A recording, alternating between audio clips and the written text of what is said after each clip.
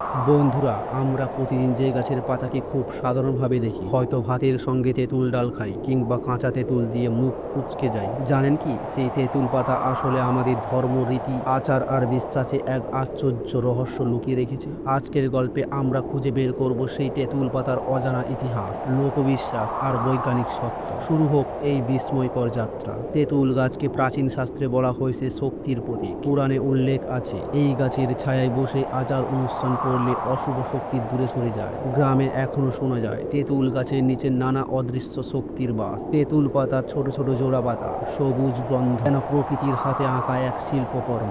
আবার আয়ুর্বেদ বলছে এই পাতায় রয়েছে অসাধারণ ঔষধি শক্তি। শিব পূজায় কেন তেঁতুল পাতা লাগে জানেন? কারণ বিশ্বাস শিবের ক্রোধ প্রশমিত করে এই পাতা।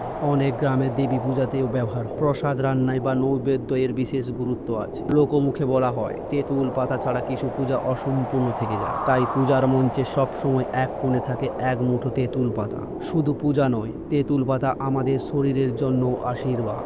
আয়ুর্বেদ বলে জ্বর, চর্মরোগ, শ্বাসকষ্টে এই পাতার রস অমৃতের মতো কাজ করে। গ্রামে অনেক সময় মায়েরা সন্তানের গায়ে তেঁতুল পাতার বাটা মেখে দেন রোগ সারানোর জন্য। অর্থাৎ দেবতার পূজা আর মানুষের চিকিৎসা দুটোই এক সূত্রে বাঁধা এই পাতার মাধ্যমে। অশুভ শক্তি থেকে রক্ষা। আপনি কি জানেন গ্রামে এখনো বিশ্বাস করা হয় তেঁতুল পাতার মালা পরলে ভূতের ভয় থাকে না। চোখ লাগা থেকে বাঁচাতে শিশুর গলায় বেঁধে দেওয়া হয় তেঁতুল পাতা। আবার বলা হয় সন্ধ্যার পর তেঁতুল গাছের নিচে বসা নিষেধ। কেন জানেন?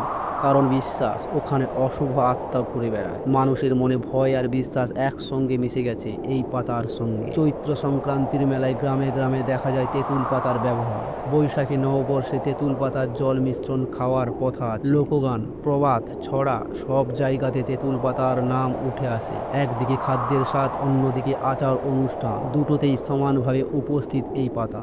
আজকের দিনে আমরা হয়তো তেঁতুল পাতাকে শুধু রান্নার সঙ্গে জুড়ে ফেলি, কিন্তু বৈজ্ঞানিক গবেষণায় বলেছে এতে আছে জীবাণুশক গুণ। তাই পুজোর উপকরণে আজও তেঁতুল পাতাকে অপরিহার্য ধরা হয়। এই যেন সাধারণ এক পাতা নয়, আমাদের সংস্কৃতির গভীরে প্রথিত এক শক্তির প্রতীক। বন্ধুরা, ভাবুন তো, যে পাতা আমাদের মুখে টক স্বাদ আনে, সেই পাতা আবার মন্দিরে পূজিত হয় দেবতার চরণে। এটাই আমাদের রীতির সৌন্দর্য।